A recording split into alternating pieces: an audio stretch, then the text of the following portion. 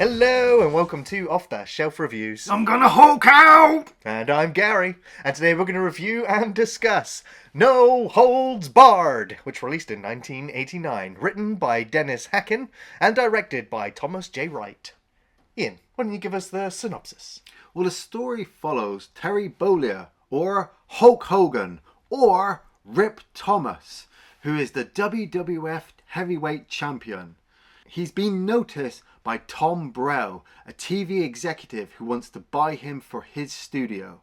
But Brell has come up with the idea of having a competition, and in steps Zeus, played by Tiny Lister, who wants to destroy Rip.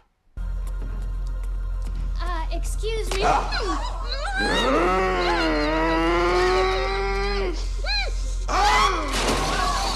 So this is a WWF or WWE branded movie. Yeah, I think yeah. it was probably their first actual attempt at breaking into feature-length movies with their prime star, Hulk Hogan. Yeah. But not everything was happy right away at old Camp Vince McMahon, as he and Hogan looked at the script and went, nah, we need to book a hotel. 72 hours, that's what we need.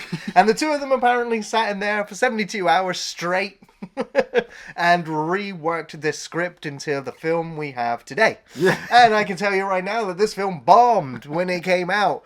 So it was pretty much a bit of a running joke, even ongoing in the WWE. I think Jim Ross at one point at the commentaries table said that the film should have been called No Profit Allowed.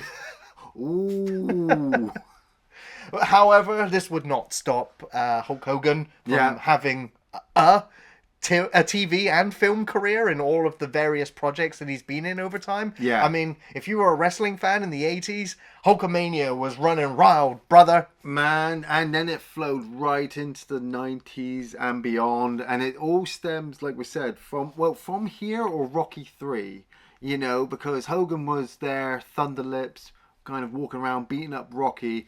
And in America at the time, 70s and 80s, like wrestling was a big thing because you had all the different territories, you know, doing all their different promotions of wrestlers. And then obviously here comes Vince McMahon with Hulk Hogan. And he has this idea of, you know, putting this film out there. But it's like, how do you make an ending for this? And I never imagined it would be the one that we got. But like, I also don't understand at the same time why they just didn't go then with Hulk Hogan. Because everything else just seems like, you know, part of the promotion. Like, he's Rip Thomas. He's the WWF champion. You know, he comes out at the beginning and he fights one half of Demolition without their makeup. But, like, when he does his kind of, you know, surfing pose, you know, and he's like, I'm going to rip him! And you're looking at all these fans and I'm like, wow. Vince McMahon knew how to have a camera somewhere to promote a character, to get you kind of riled up. I remember as a kid, like as a wrestling fan, it was like, you have to see this Hulk Hogan movie. And then from then you had to see every Hulk Hogan movie.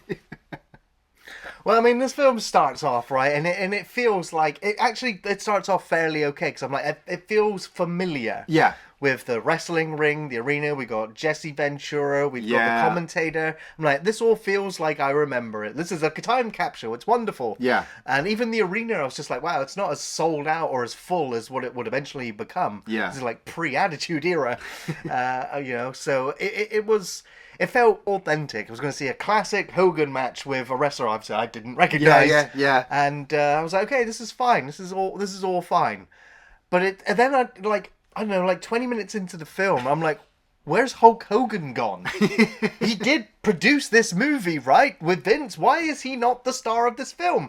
Why is Kurt Fuller the star of this film? Well, he's the big villain, isn't he? He's the guy who's trying to buy Rip, or he's trying to buy Hogan. And it's like what we said before we turned the camera on. It's like, is he Vince McMahon? Is he the parody of Vince McMahon? Absolutely. Or at the same time, is he Ted Turner, you know, WCW, because they want to buy Hogan at that time and get them on their promotion because WWF is doing so well. But you see Hogan, actually, don't you, when he goes into that meeting and they're discussing his character.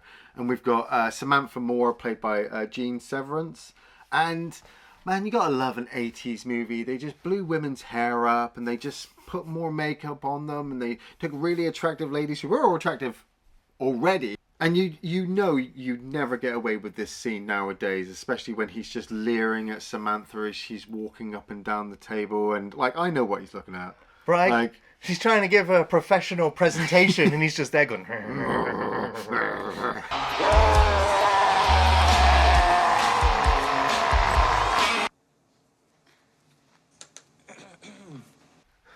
But like I said, with Kurt Fuller as the villain, he's trying to buy Rip, and he confronts him with a check, doesn't he? He's just like, put a number on there, and Rip's just like, no, and he just tears it up and he just tries to shove it down his throat. What does he say? Like, a Rip is not for sale? And I was just like, well, this is definitely not Hogan then, is it? He's like, Hogan's like, yes, I love to do charity work and spend my time doing all of this, this helpful stuff. I'm like, this is not Hogan at all. Yeah. Well, this is Hogan, but this is the film version of Hogan. He's still taking his vitamins and saying his prayers and helping all the children. Drinking his milk. But yeah, you're right. Like, he is the WWF Wrestling Heavyweight Champion, but there's no involvement of the actual business. No. It's now just Kurt Fuller coming along and trying to make up a contest to beat Hogan, to beat Rip. Because Hogan's not very big. After he defends his championship title at the beginning of the film, he has nothing to do with the WWF or E throughout the rest of the film. And that's why I'm just like, wait a minute. Well, until the end, because like when he's at the end and the fight, spoilers, he gets to the final, like he's putting the title on the line as well. But Vince McMahon never turns up once. And Kurt Fuller is just like, I'm going to, I have this great idea of more promotion on our network. So he decides he's going to take his two lackeys with him to a local bar to just watch people fight. And as a bit of a wrestling fan, you've got the great Stan Hansen, who was a great classic wrestler back in the day, in the bar, and he just absolutely obliterates everybody. And it's so dirty, it's so run down, like you wouldn't go into a bar normally like that. No, and I mean this just feels like an absolute cartoon. The dialogue here, the characters, the snorting barmaid. It is such a dive bar. But yet they have this weird ring set up, but it feels like people are just fighting all over the place. Some people are just trying to enjoy their drinks, and and you have these three stooges sat here trying to find someone that's equivalent to Hulk Hogan. It's just like, this is so daft. So they decide that from here, they're going to promote the Battle of the Tough Guys. And if you can't get behind a title like that, Gary, I mean, come on. No, I know it's no Mortal Kombat. Exactly. It's no Street Fighter. It's no Street Fighter. So Dead or Alive. It's the Battle of the Tough Guys. It's a terrible fucking title. Like, I'd heard rumours through the grapevine that while Hulk Hogan and Vince McMahon were sat in the hotel room for 3 days, they were supposedly snorting a lot of cocaine. Now, I don't really believe that. I also can't believe that two men would spend 3 days in a hotel room just discussing what they would put into a barroom brawl. Because this all does feel really authentic. Like, they've been in a few dive bars, and they've been in some bad brawls that they get all these people in, and here's this network executive trying to promote it. And once we get the tournament on the way, this is when we're introduced to Zeus. Right. Well, he puts an advertisement out, doesn't he? He puts this broadcast out. So we're seeing all these truck drivers. We're seeing these guys in these industrial areas. They're listening in and going, oh, yeah, $100,000 for first prize? For fighting? I can do that. And our introduction to Zeus, played by Tiny Lister.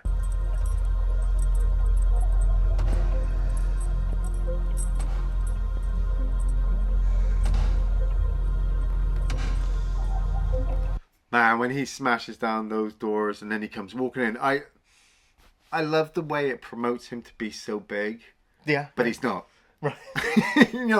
like Hulk Hogan in some of his, or Rip in some of his scenes, you're like, okay, he seems a bit of a giant, because you get that restaurant sequence where the French restaurant waiter is just kind of being snooty to Rip, and then Rip can actually speak French, and the head chef loves him. But then Zeus comes walking into the bar room and just starts smashing people left and right, screaming in their face like, ah! Ah! Ah! I ain't scared of you.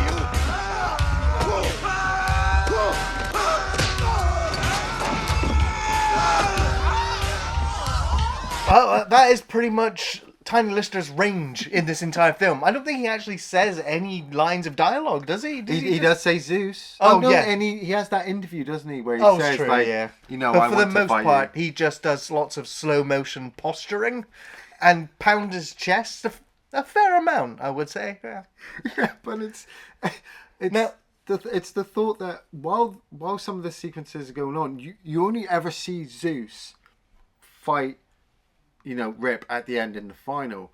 Rip himself gets himself into some really weird scrapes. You know, like the limo sequence right at the beginning. yeah. Where he Well, gets after kidnapped. Rip denies wanting to work for Vince, for Kurt Fuller. And yeah, and the limo driver drives him off somewhere, locks him in, and he gets driven into this garage and he gets jumped by a bunch of goons. You know, they all smash the crap out of this limo and Hogan's like, oh, I'm so scared. I can't find my way out. Yeah, we need to dub in with him with Arnie sounds. Oh my. And eventually, somehow he manages to burst through the roof of the limo, catapults himself through the air. And then, yeah, well, it's 80s action movies, but it's just poorly choreographed. Like, wrestling is fine when it's at full motion, but when you start doing slow motion wrestling in a movie, oh my god, does it look fake? But it's just, it's so handy, man. It's just so bad. We're just watching dudes get banged off the limo, smashed around, and then he picks up the limo driver, and he's like, what's that smell?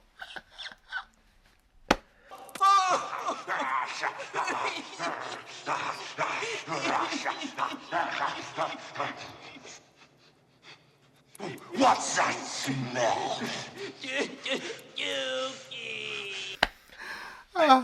Gotta love it. You gotta love it because it's a symbol for the 80s. You know, who are they trying to sell this movie to?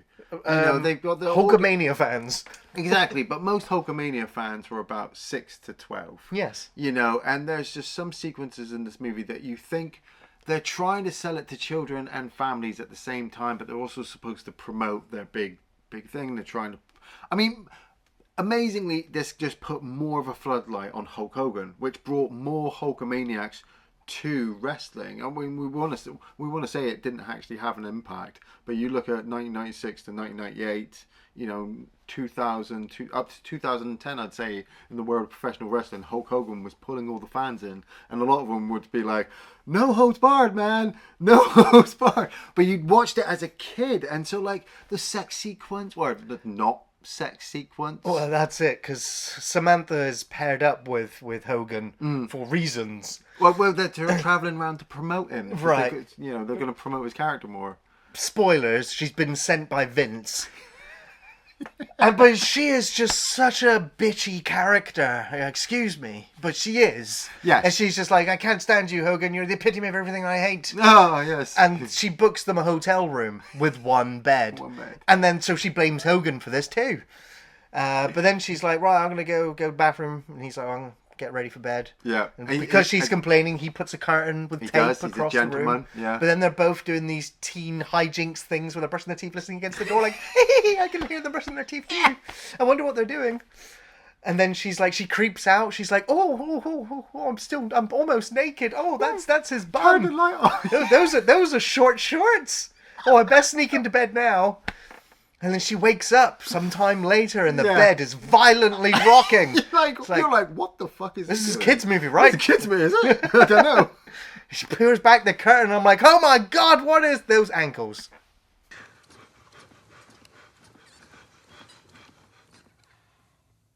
Don't wait up for me.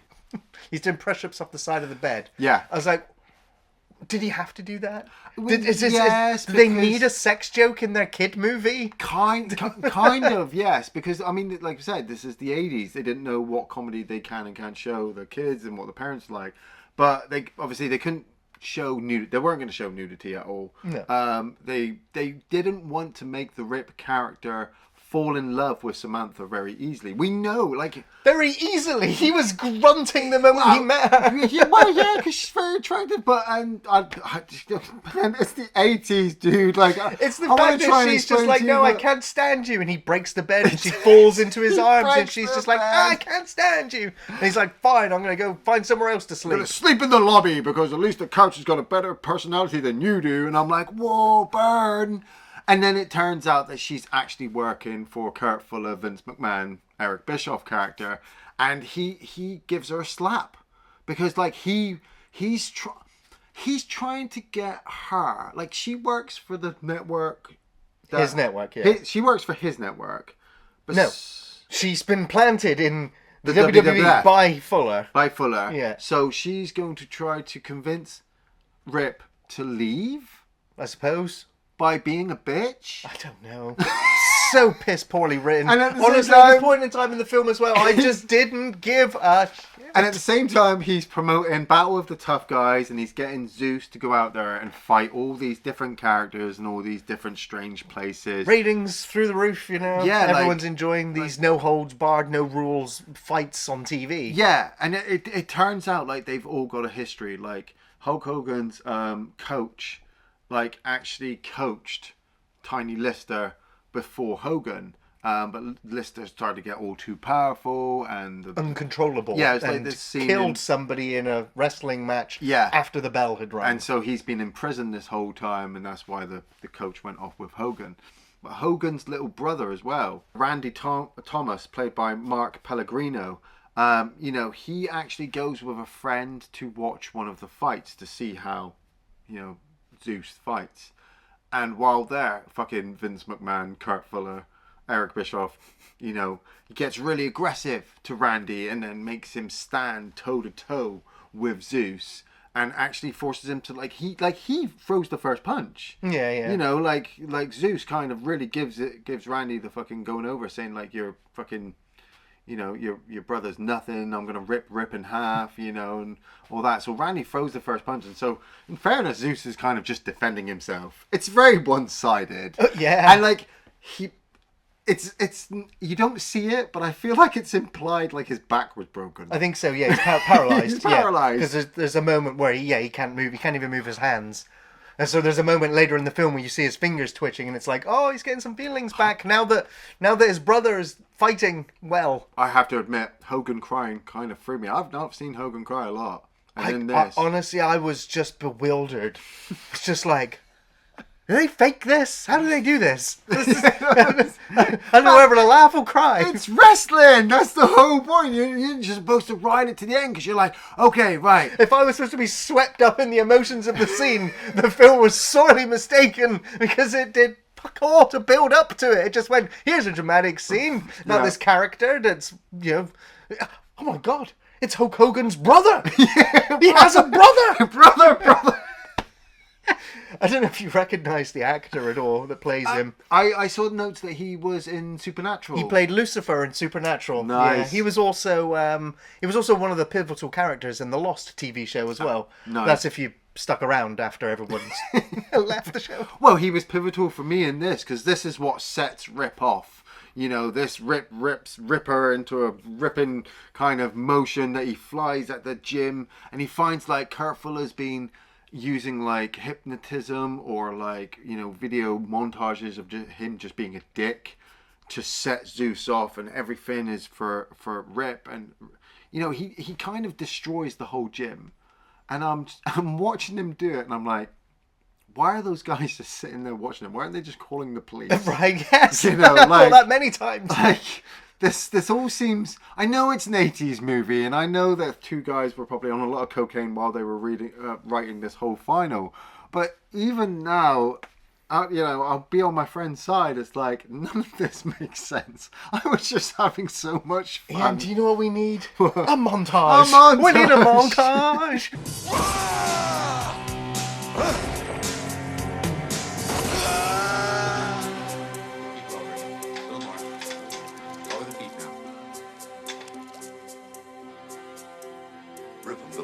We need to see Zeus getting ready for the fight. We need to see him hulking out and smashing stuff. And we need to cut back to Hogan, who's now a physiotherapist, who's helping his brother learn to walk again. And I'm like, that's not training to fight. No, but he's gonna have the heart. But it's showing him how much of a good guy he really is. So, And would you believe it? Samantha and him are falling in love. Oh my god, I didn't believe that. I never saw that happening. Yeah. Fucking hell, film. It just switched on a dime. I was like, did I miss a scene? No. I mean, for an hour and a half, we had to get all of this in, and most of it was about all of this. Fuck all there. But we get to the final fight. You know, it's up there, I'd say, with Rocky. You know, with maybe Rocky 2. Possibly, where it's just it's the final confrontation, like kickboxing, man. This is the final fight between Tong Po. You know, this is wishes it was kickboxer. This is blood fist all over again, man. This is just the final confrontation. And when you see Zeus come out with those shoulder pads, I was like, you know what? I was like, that's pure 80s wrestling right there. I was like, I'm fine with this. But what does Zeus have to say when he comes out? He doesn't. He just postures in slow motion and growls at the camera, and Hogan growls at the camera, and well, we've got a lot going on while the final fight's happening, because you know his brother Randy has lost Samantha. She's been kidnapped and she's been put in a separate room, and like Kurt Fuller just wants Zeus to destroy Rip. Like, if he destroys Rip on TV, if he destroys that's why I don't think it's Vince McMahon, because, like, he's going to destroy the WWF Championship live on TV. So I don't understand where the World Wrestling Federation is at this point. It's like that's what I mean. It's like they don't care that their champion is out there fighting in some illegal, no-holds-barred fight. Or maybe they do care. They just know Hogan's got the heart, brother. He's got the heart to get through it, because he starts to fight back. You know, Samantha even escapes. Well, that's it. I guess Stealth 9000 right there. She's just like, I'm just going to leave now. Bye then. Everyone's distracted by the fight. She just gets up and goes. Gets into the elevator and takes off, and Fuller's screaming at the guard like, "Just shoot her! Just do something!" His best Vince McMahon impression. And she gets away. She runs all the way to the arena, and Rip's just like, "Oh well, now I don't have to forfeit the match. Now I can fight back and win." And it's like, "Oh Jesus, right, wrap it up." Hits that axe smash. No. 10 more minutes of wrestling. Well, he hits the axe smash, the double axe smash onto Zeus. Zeus goes down. He gets the pin. Like, it's the whole 80s kind of cheesy ending where it looks like he's not gonna. Is he gonna fall? Is he not gonna fall? He's fallen down, big giant, and everyone's happy. But Kurt Fuller's just fucking throwing a crazy fit off in a control room somewhere. He's gone absolutely apeshit, and Rip wants to rip him a new one. So he runs up these flights of stairs. He gets to the control room. He's roaring. He's getting angry. And while he's doing that, fucking, Tom Brell, Kurt Fuller's character is going so mad. He's just ripping electrical things out of walls. I'm like... Yeah, this is actual footage of Vince McMahon backstage when things aren't going right. So I've heard. I've heard the stories. And they're just ripping all the shit out, and fucking Hogan's just hulking out, ready to fucking smash through the glass. And Zeus isn't dead yet.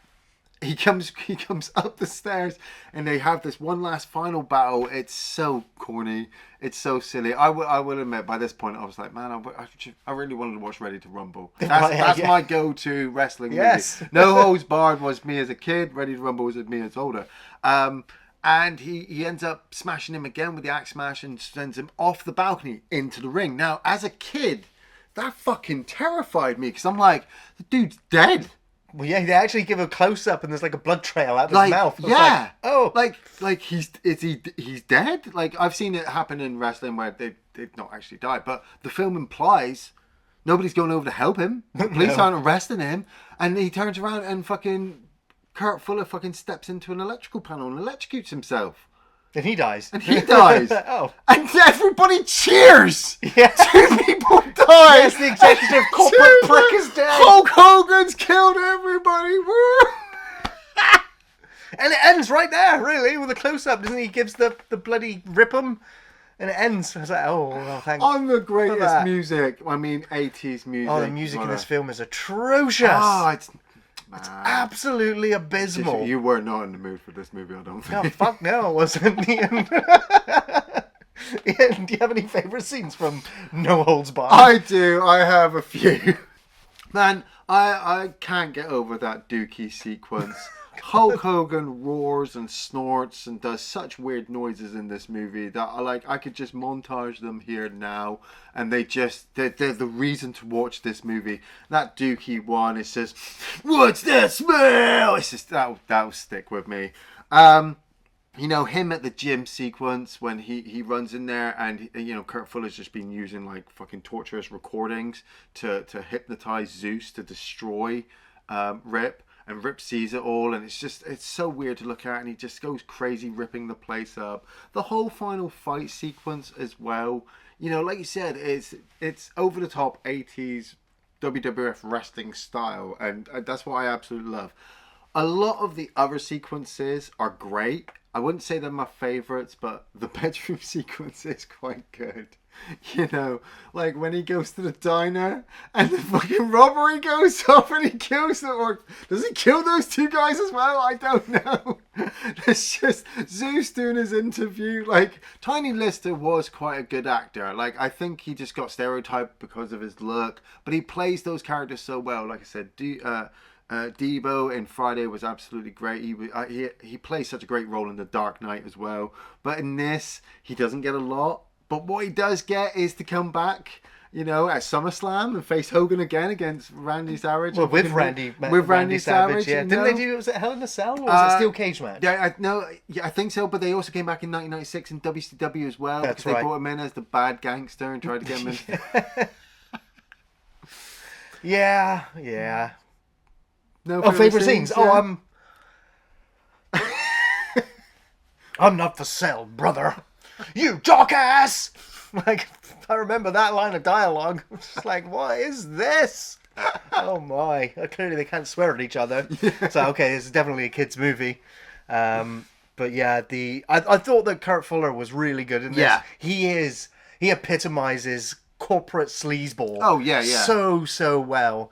And yeah, everything else was just really cartoonish. I mean, even he was. Yeah. But he just has the face for it, I guess. There's really no favourite scenes for me at all. I honestly couldn't wait for this fucking movie to end. I thought I'd be fine with it, but the longer it went on, the more it aggravated me. Yeah. You joked and laughed through Itchy the Killer, but No Holds Barred turned you off. Yes, because it was just so flaccid. Flaccid? Did you see those fucking shoulder pads? Yeah, I know. Okay, like, so tiny little moment, you know, an entrance. But then there's still a 15-minute brawl that is just horrible to watch. If there was one scene, I suppose, in the whole film that I thought was all right, yeah, because it was so bewildering, is the scene with his brother. Yeah. And I was like, there's some emotion in this film. But yeah, it still was just like, you didn't earn this. Like, why are you trying? Ian, do you recommend No Holds Barred? I do recommend No Holds Barred, but like, come on, we're talking the 80s, late 80s, people. If you see any movie and Hulk Hogan is on it, you know what you're getting into. Come on, Suburban Commando, Mr. Nanny, Thunder in Paradise. You know, the list just goes on and on where, like, you have a fun time. Well, I have a fun time. And I know it's not for everybody, some of these fun times, but you've got to be in the right mood. You've got to be in the right mode to sit down and watch something to do with either Hulk Hogan, wrestling, you know, fake choreography tournaments or some kind of thing. So if you're going to sit there and go, oh, fuck you, Ian, you don't know what the hell you're talking about, then 2 words for you, suck it. No. Well, obviously no. Can't really recommend No Holds Barred at all. This was just awful to sit through. It was painfully boring, predictable, and near unwatchable to the point of actually hating this whole film. Oh, damn. The performances were mostly dreadful, really hamming it up. It was really cartoonish and irritating. The standout, as I've said, was Kurt Fuller, who just excels at playing corporate sleazeballs. While Hogan, well, plays Hogan, and maybe for wrestling fans that was fine. But the over-the-top growling and slow-motion posturing was just tedious, and in some instances, intentionally or unintentionally funny. One thing I will say about the film that I did like was the locations in the film were interesting at least. The bar, the industrial backdrops were well dressed. They were decent, but the fights or the wrestling matches were slow and not exciting in the least. Badly written characters, laughable script, bad performances, poor pacing, lackluster finale. It was all pretty much dreadful and should only be watched as a bizarre time capsule into the world of sports entertainment pre-Attitude Era. You need to be stone cold drunk to enjoy this. Or maybe just put it on in the background at 3 a.m. when you're trying to pass out. Yeah. No ring. No ref, no rules. Thanks for watching Off the Shelf Reviews.